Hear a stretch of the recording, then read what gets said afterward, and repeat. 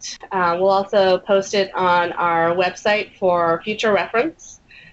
We do have the chat window open. If you have questions, please pop them into the chat window as we go along. I'll keep an eye on that and interrupt Reed. We definitely want to make this more of a dialogue and address any specific or general questions that you may have. So with all of that said, I will mute myself and turn it over to Reed. Thanks, Christine.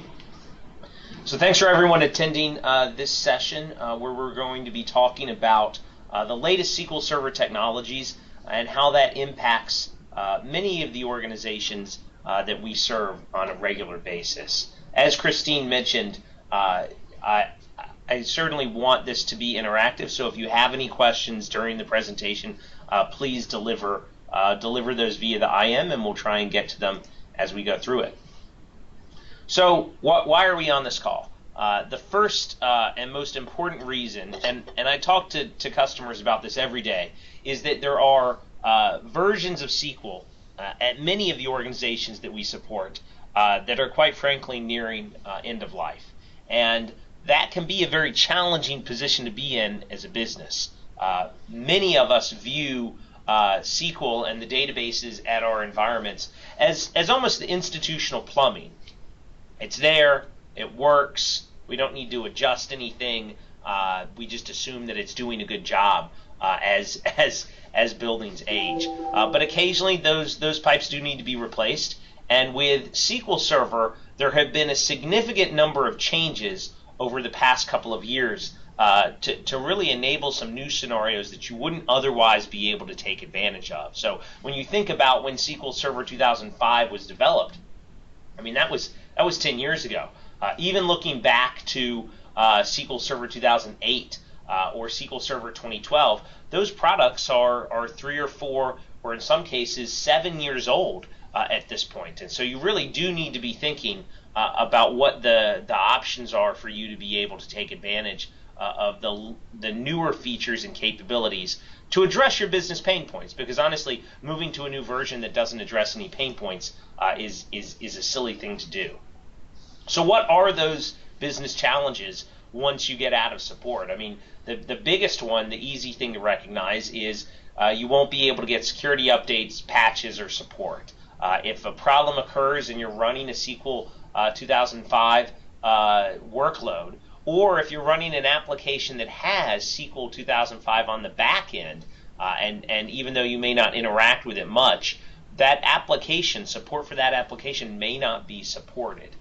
And that's a huge cost to bear. I think one of the biggest advantages Microsoft has shown many of the enterprise customers over the past 20 years have been that having that support ensures that if there's a business critical outage, you can get someone on the phone that can rapidly triage the problem.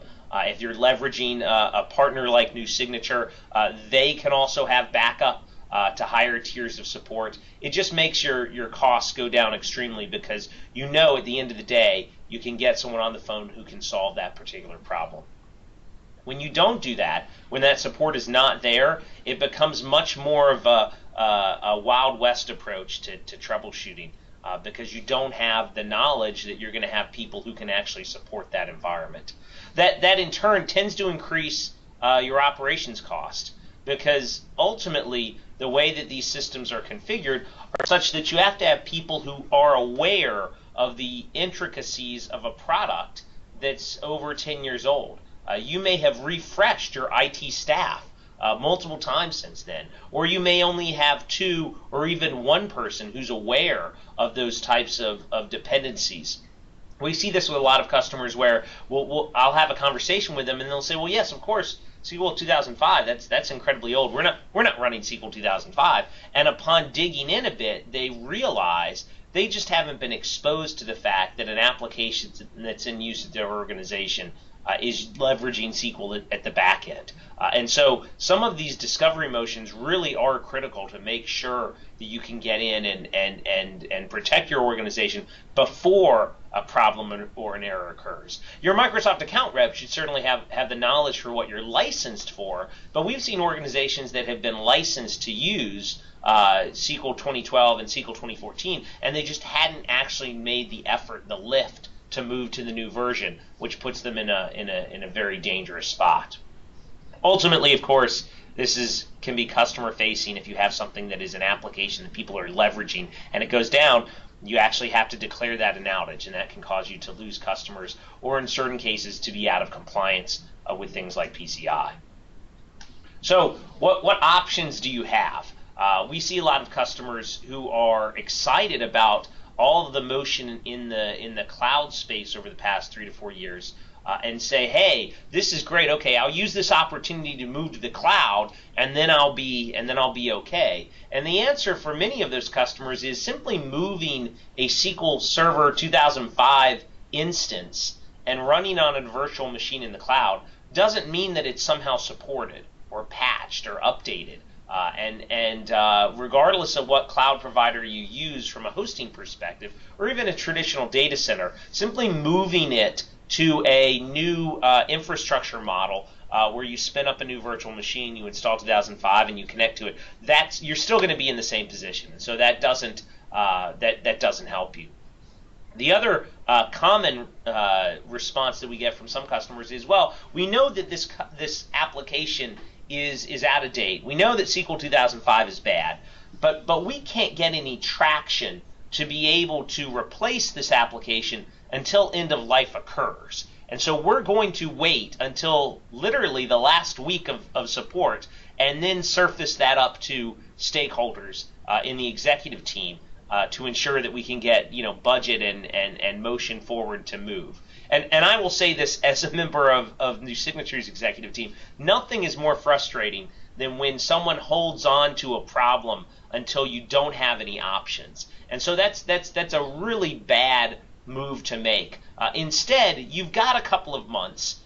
Get in front of it, mention it. The purpose is not some sort of hey, I told you so moment. The purpose is to say, what can we do quickly to get our ducks in a row and to get this problem mitigated in advance of any end of life. And you'll start to see that Microsoft recognizes that as their cadence of releases has increased, customers are increasingly saying, well, I remember back in the SQL 2000 days and going up to 2005 and then 2008 and then 12 and then 14. Seems like you guys are getting quicker at the process. And the answer is yes, Microsoft has increased the pace of these releases, but they now have some new options that will allow you to reduce the amount of downtime associated with these sorts of application back-end components. So if you are able to move to a modern platform, you actually can not only be compliant and receive support and get better performance, but it may be able to prevent you from having these kind of large migration shifts in the future. We've seen lots of customers adopt this model when it comes to Office 365 with Exchange and SharePoint and Skype, for instance.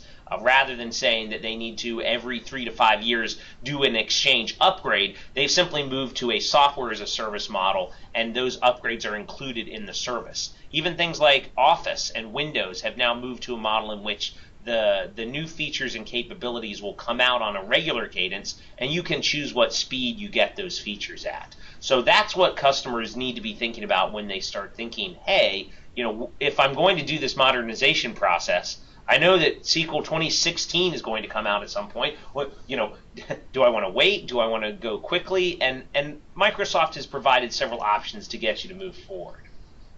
So what are those goals? What are the business goals that we want to solve by moving you to that platform? Obviously, we want to be able to gain additional flexibility and scalability. Any database that you put in place today should be able to grow without you having to go back and re-architect the solution. It needs to be a secure one that meets the existing compliance standards that you have.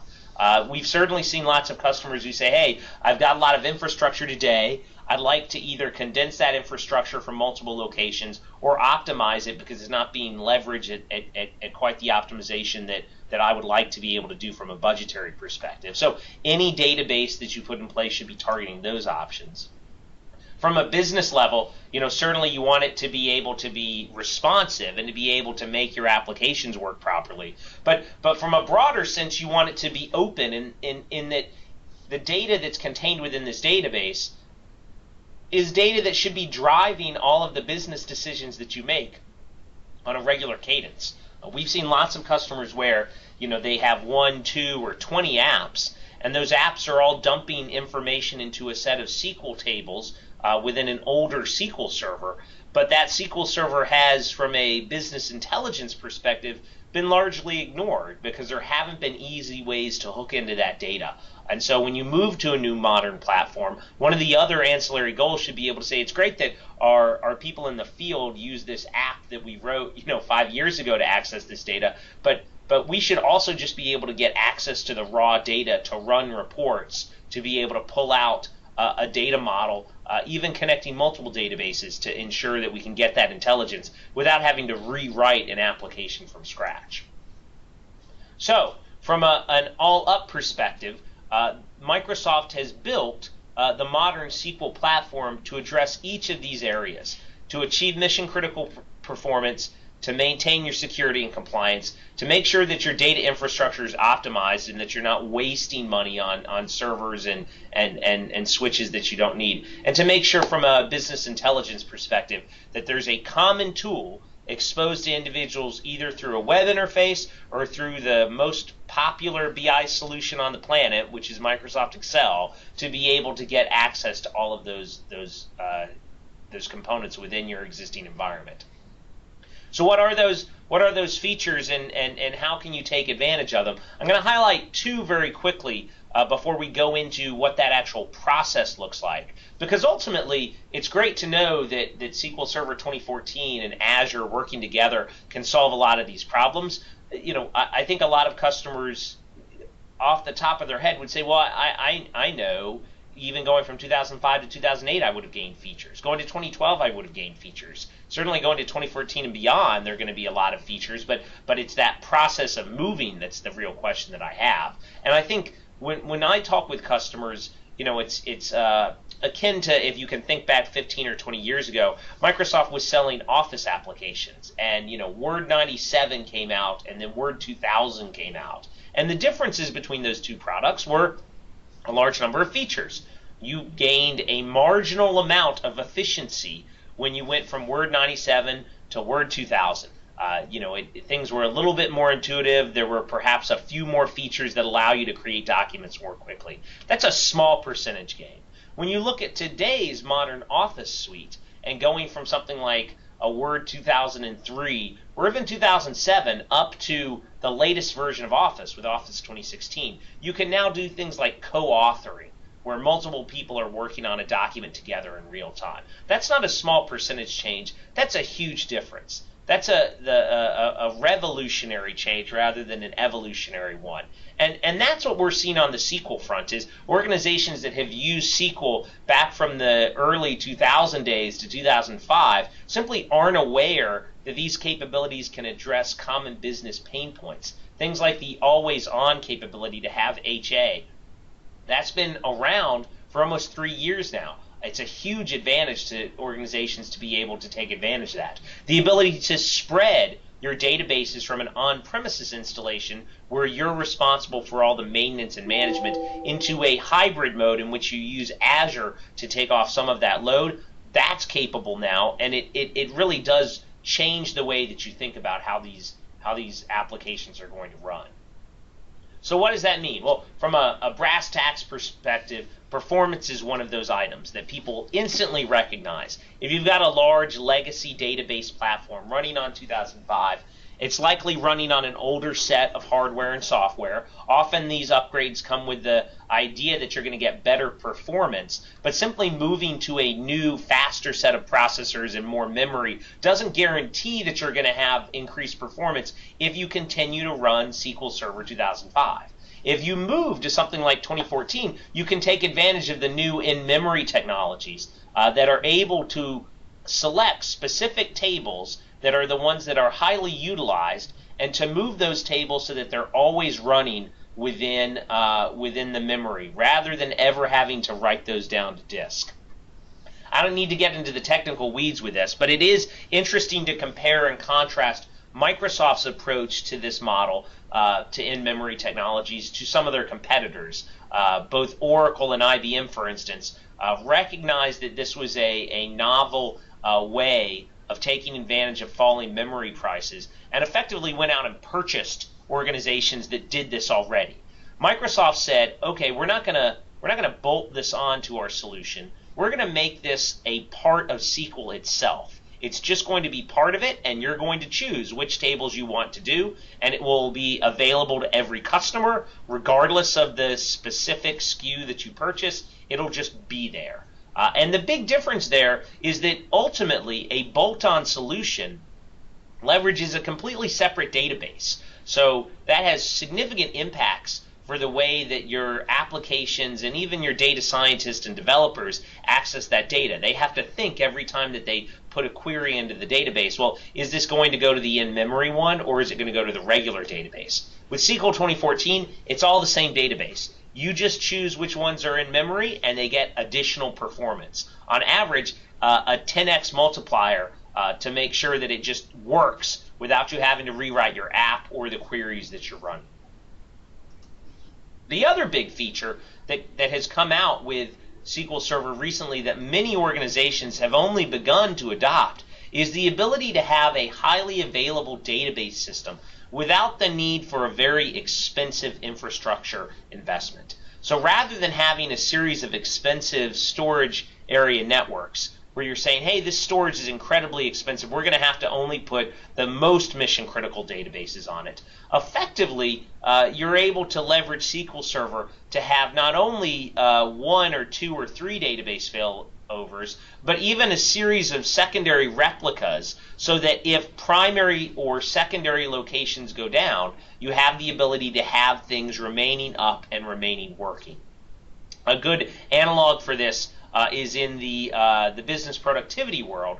Microsoft was able to do this with Exchange a number of years ago, and the net result was that many of the customers who would have gone out and purchased extremely expensive storage arrays and put Exchange onto those storage arrays were able to essentially get rid of those SANs entirely and just write data to the local disks that came with the servers they had ordered. There was a huge resistance for this, a lot of customers, because they said, well, we've invested, $100,000 or $200,000 or sometimes $500,000 in storage. Why would we not want to use that expensive storage? And the answer from the Exchange team at the time was, you can certainly do that, but go use it for SQL. SQL needs that storage because it doesn't have these advanced failover capabilities. Well, that corner has finally been turned for SQL. SQL no longer needs those expensive SANs. You can put them out to pasture. They can write to the local disk as rapidly as possible. If there is any failure, because after all of those storage arrays, all they were really designed to do is provide a high level of uptime and some service level agreement to say, oh, we have 3 nines of uptime. If you're writing to local disks, obviously a disk could fail. But in the new model, simply the database itself manages to fail over automatically to another location. And that location doesn't even have to be within your primary or secondary work site. That can actually be in a Azure tenancy, such that you're not having to have servers and services idle, taking up time, taking up cost. You can actually have that running within the Azure cloud environment itself, which means you've also lowered the amount of cost associated with maintaining and upgrading these particular types. And that's a huge cost. When you think about your existing database environment, you might have a very small amount of servers in place, which is fine. But then you have downtime, and that downtime is a necessity. Every time I chat with customers who have only begun to really move to truly highly available solutions because it was price prohibitive before. Now that the price has come down, it's much easier to spin up these highly available solutions. So most of the customers that we talk to always want to have a highly available database. Why would they not choose to do that? And the thing you have to think about when you move to a highly available database is it does increase the complexity of your environment. And because of that, it means that you're going to be running necessarily more servers and services to maintain that highly available environment. Again, that's not a bad thing. Being able to say that we don't have to bring down the application to maintenance every Wednesday or Saturday or whenever you perform maintenance, that's a great thing for your end users and the staff who are consuming these apps. For you, the IT person, though, that can become a big challenge because if you were having to only maintain and manage one server before, and once a month you brought it down for a single hour, that's a much smaller workload than 8 or 9 or 10 servers, even if they are running virtually, that you then have to be responsible for managing and maintaining and ensuring that upgrade process goes smoothly. So it is something that you need to consider and plan for when you start to think about turning on features like high availability. So how do you actually begin? What are the ways that you can actually get away from these legacy services in advance of the end of life date? So we typically tend to draw heat maps and help customers on this journey through discovery of their existing apps and workloads, identifying where those workloads are going to move to, and then finally, of course, performing the upgrade itself.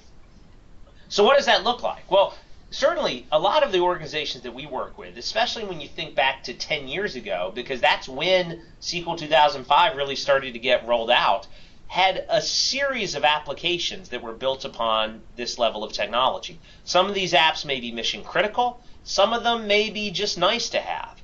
Some of them may have outlived their usefulness. And as a business, you need to determine where that criticality factor plays in. If you've got an application, I was chatting with a customer the other day who had an application that was running on SQL 2005 that was a cafeteria scheduling app.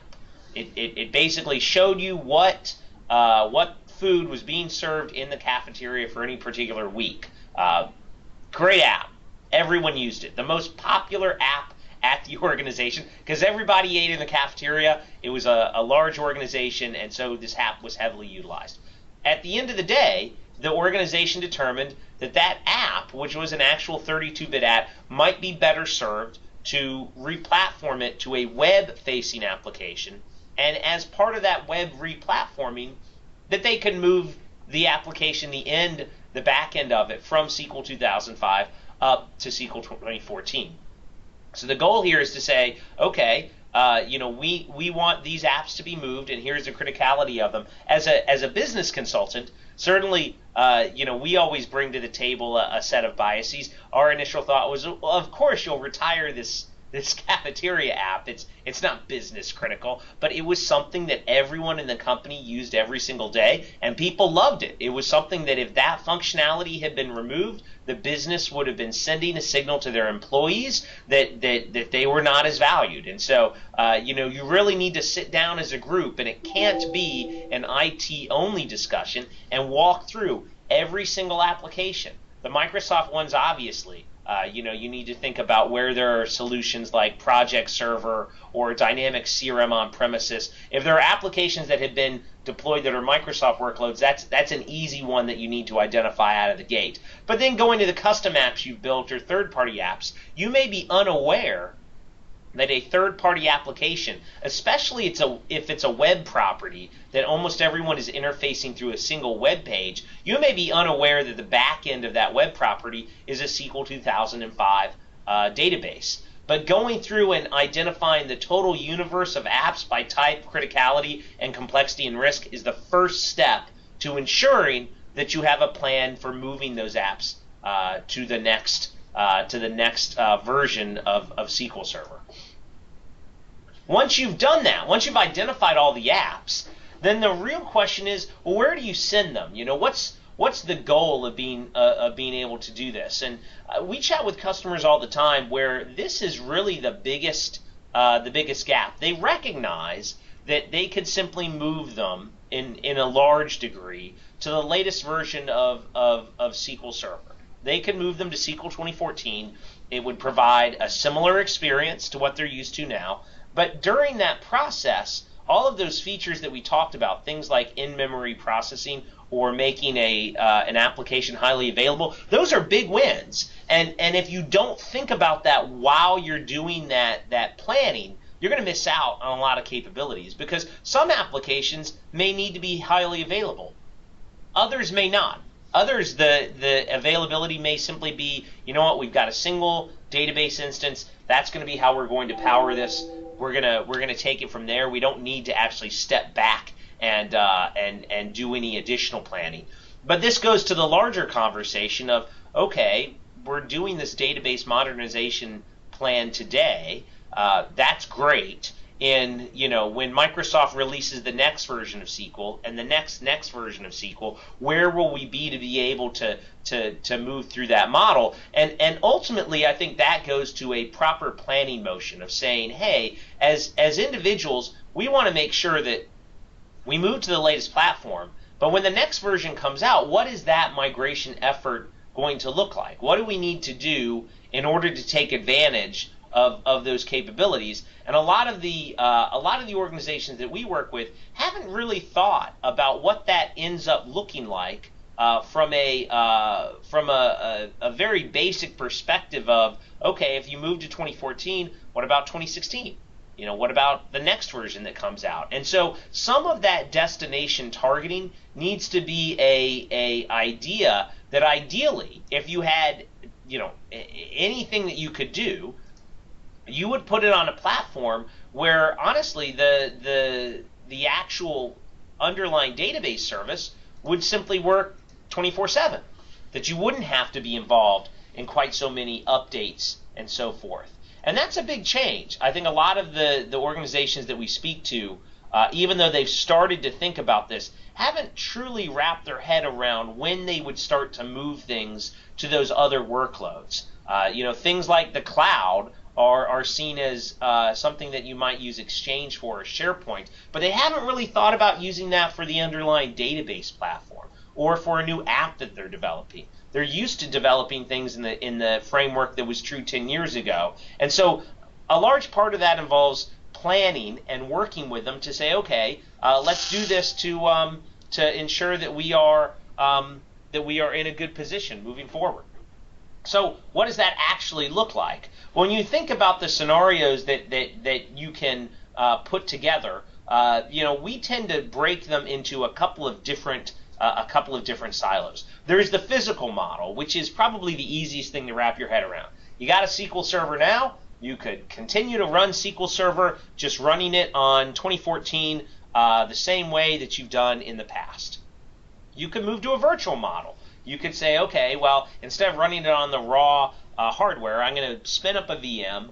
I'm going to put SQL on that VM, and then I'm going to be able to run it and have a little bit more flexibility in terms of the actual virtual machine. I could shift it between different host servers. I could move it to a data center. I could really still have control over it, but it is a little bit more abstracted away. And we've chatted with customers where the performance has been the biggest issue for them over the past 10 years, and they've always said, well, is there any danger to moving this to a virtual model? And our answer has always been no. The performance impacts of moving from physical to virtual are so minute that honestly, there is no reason we would ever tell a customer to go to a physical instead of a virtual. So that lowest end of a higher cost and higher administration, we almost always say you need to get out of that. Even if you're doing nothing else, move away to a virtual model, because that at least allows you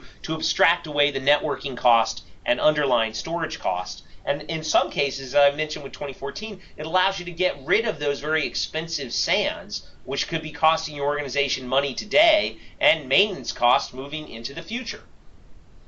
So when you look about moving up that level, the next step is really saying, okay, when would I move from a virtual model to something that's actually running out of a public cloud environment? And that's where Azure Infrastructure as a Service, or IaaS, really comes into play. The great benefit is that that's not a really big shift from a mindset perspective from the virtual world. You're simply moving your machine that was running in your data center in a VM into Azure's data center to run as a VM.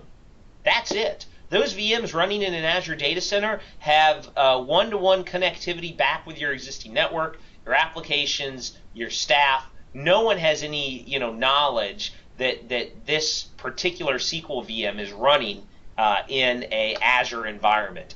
You want to make sure that you've got enough connectivity from an internet perspective to connect to Azure. Thanks to their new express route offerings, you can even get SLAs attached to that connectivity, whether you're in a data center or connecting from a distinct location. There isn't a big shift there to then say, okay, well, I'd like to move it to IaaS. And this goes back to that original question a lot of customers had, which was, I'm running 2005 now. What if I run it in the cloud? And the answer is, again, you gain benefits by moving to the cloud, but you really need to modernize the version of SQL you're on, because if you don't do that, you're still going to be out of compliance. So even if you were to move to that IaaS model, we would still tell every customer, after we've gone through the planning engagements, we're going to put SQL 2014 on this VM. We're going to run it the same way that you would run it inside your organization. Someone will still have to support it. Someone will still have to maintain it. Someone will still have to patch it and so forth. And so even though you've abstracted away some of those risks, you don't have to worry about your storage failing, for instance. You don't have to worry about the network failing. You still have management and overhead associated with those VMs the same way that you do in your existing environment, or if you were using a data center or a hosting provider to host SQL Server. And that's where the final solution comes in, which are the PaaS and SaaS solutions. So in these models, you actually have abstracted away beyond the traditional, I'm going to install SQL Server, down to the raw components, the tables, the blob storage, the ability to write queries directly to a service. And these have significant benefits to your organization because you've essentially abstracted away all of that maintenance. No one is having to come in on a monthly basis and click a button and upgrade or patch or maintain servers that are running SQL Server. SQL is actually presented to applications and to end users as a service. If an app makes a call, it goes to the SQL service. That SQL database provides a response, and that's it.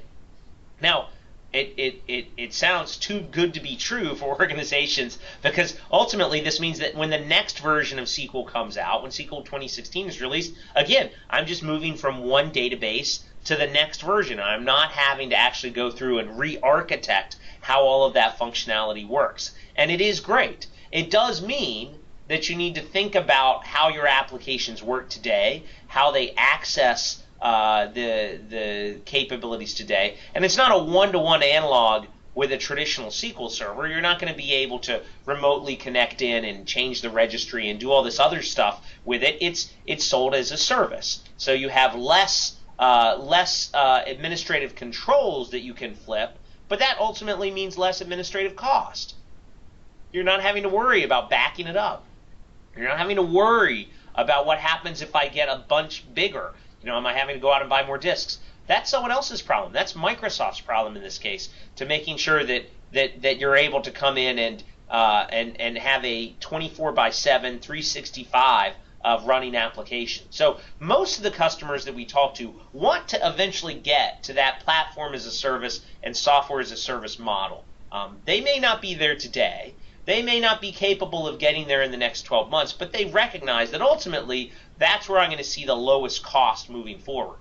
And so when we talk about doing that heat map earlier, about planning and figuring out which apps go to where, if we have 20% of your apps move to that model, they'll see the immediate biggest cost savings and reduction of maintenance for your organization.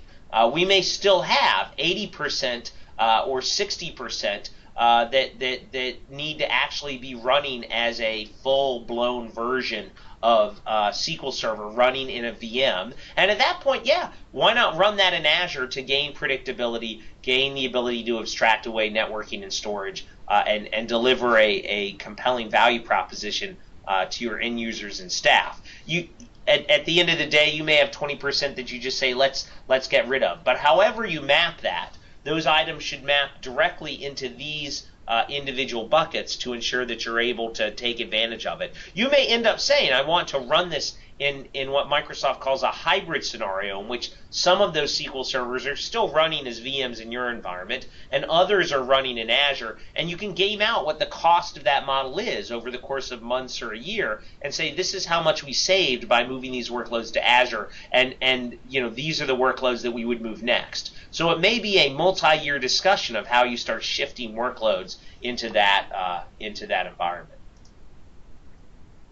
So what are the next steps in terms of what you need to actually do? So we have a number of bits of documentation on what SQL 2014 is capable of doing, and Microsoft Azure, of course. As an organization, New Signature delivers these planning and discovery engagements on a weekly basis to customers all over North America. And in general, a lot of that work is done figuring out, doing that application mapping. It seems like something that almost every organization could do, but almost every organization just doesn't have the time to do. And so our biggest value to the customers that we support is the ability to come in and do that mapping. We'd obviously have to work with your business stakeholders to say, this is the app that's important. This is the app that we can get rid of. This is the app that we'd like to see move to the cloud to drive the best return on our investment. But those engagements are taking place on a regular basis today. Given that the end of life for 2005 is coming in a few months, it's never too early to get in front of this and start one of those engagements so that you could be squared away by January, for instance, and not have to worry what happens when things go out of warranty and out of support. Christine, do we have any questions on the IM window? Let me take a look. I do not see anything specifically. I'm wondering if there are common challenges or pitfalls that you see with SQL upgrades that we could talk about. Yeah, sure. One of the things that we see a lot of organizations do is really get stuck in that planning model of saying, okay, we need to plan for this to do this correctly, and they end up spinning their gears for a long period of time because it does take, in many cases, the applications that we're talking about are applications that cross internal corporate political boundaries. The application the example I used earlier of a cafeteria app, to an outside organization, that might seem like something that was unimportant, but there were key stakeholders who said, no, this is an important one. And similarly, there may be an accounting app or an application that the sales team uses that ultimately the IT team is responsible for the underlying database, but the sales team is responsible for making sure that the uptime is there. And so bringing those groups of stakeholders together and saying, hey, we need to make this upgrade. We have a limited amount of time. Either we're going to take our medicine today, or we're going to wait until end of life and then have to do it all in a rush and potentially break items is really something that a lot of the customers we run into talk about. And this goes back to that idea of the platform as a service and software as a service. If you're going to have a breaking moment, if you're going to have a moment where you say, hey, this application will be unavailable for a few hours or even a day in time so that we can perform the needed infrastructure upgrades to make it possible, why not leverage that time if you can get that commitment to move it to a model, whether with the platform as a service or software as a service model, that allows you to say we're never going to have to go back and make this change again, that we can go through and actually get them all on a service model rather than a VM that's running that I have to patch and update. And so that's one of the things that we see. Now that actually causes a bit of consternation for some of our customers because they say, well, this sounds like a huge deal, I don't necessarily want to, have to do it all at once. I'd rather take it in small incremental steps. And that's another common misconception. You don't have to do all of these upgrades or all of this work all at the same time. If you've got an application that is a traditional, 3-tier application, you might have a set of web servers at the front end, some middleware in the middle, and a database at the back end. You may be able to upgrade that database component in the back end without impacting the middle tier or the front end tier. And if you're able to do that, it ultimately, there may be a brief downtime while you're making those changes, but it's not something that you're going to have to reinvent the entire app. It won't have to look any different. It won't have to behave any differently. And some of those features, like in-memory abilities, if you switch the back end out and turn on in-memory, you can actually see a significant benefit to your performance without having to rewrite anything, because those queries that are hitting your database aren't going to be changed in any way. You'll just be able to say, hey, formerly these queries would actually go to disk. Now they're going to hit the memory storage, and it will just be a quicker response time. So that's another big benefit that we see with organizations, especially with complex multi-tier applications, is that they should be able to say, okay, rather than redoing everything, rather than redoing the front end, the middle tier, and the back end,